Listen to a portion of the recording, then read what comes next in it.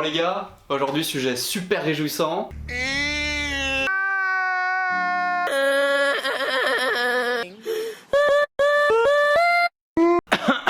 Non mais c'est parce qu'en fait, pleurer c'est bon pour la santé. Alors comme ça on dirait pas parce que souvent on n'est pas heureux quand on pleure. Mais pleurer ça a plein de bienfaits et je te l'explique en 3 minutes. D'abord, physiquement, pleurer ça te permet de guérir ton corps. Parce que ton corps, faut savoir qu'il imprime tout ce que tu vis.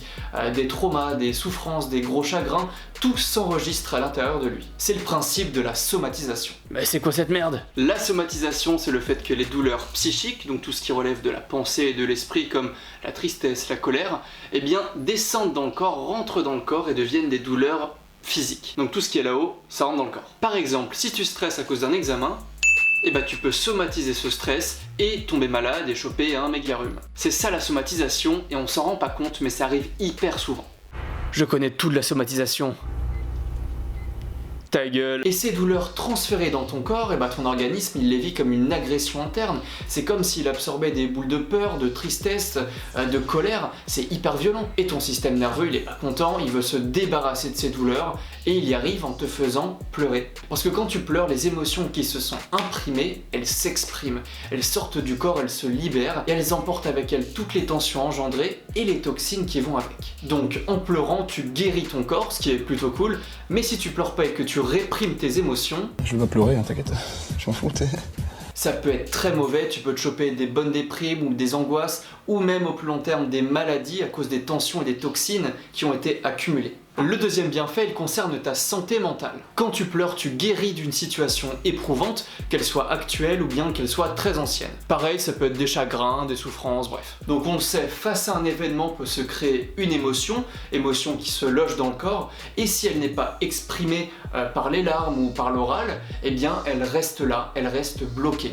Donc quand tu pleures, tu fais rejaillir cette émotion bloquée en toi, et quand cette émotion elle part, bah tu peux regarder l'événement en question sans être dans l'émotionnel, donc tu peux le regarder comme il est, tu peux le rationaliser, l'accepter, ou même en avoir plus rien à faire. Get the fuck out. En pleurant, du coup, tu te libères de ces événements, ou en tout cas tu commences à t'en libérer, quoi. Donc c'est cool. Et ces événements, ils peuvent être actuels, mais aussi très anciens. C'est possible que tu ne te sois jamais exprimé sur des événements ou des souffrances qui datent même de l'enfance. Qu'est-ce qui vous amène? Mais Marc, vous avez guéri du divorce de vos parents à vos 7 ans? Bah oui, enfin normal quoi. A few moments later. Donc les larmes, ça nettoie ce qui n'a jamais été exprimé, et ça c'est super, ça te permet de guérir de situations, mais du coup d'évoluer, d'être plus toi-même, de renaître à toi-même en quelque sorte. On peut presque dire que plus tu nettoies, plus tu nettoies. Ouais, ok, Necfeu. Oh, la punch de merde, je m'en remets à... Non.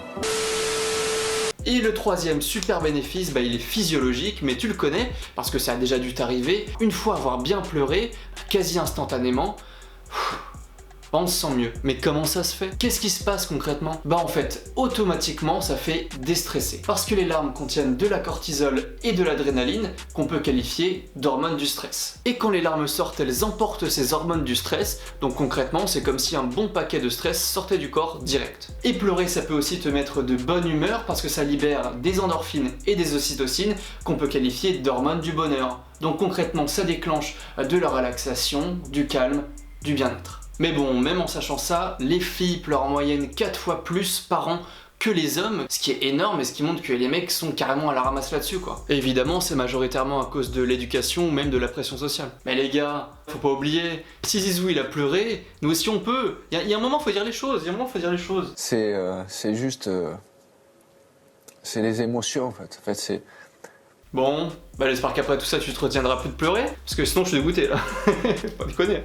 Allez, à bientôt, mais surtout... Abonnez-vous à ma chaîne.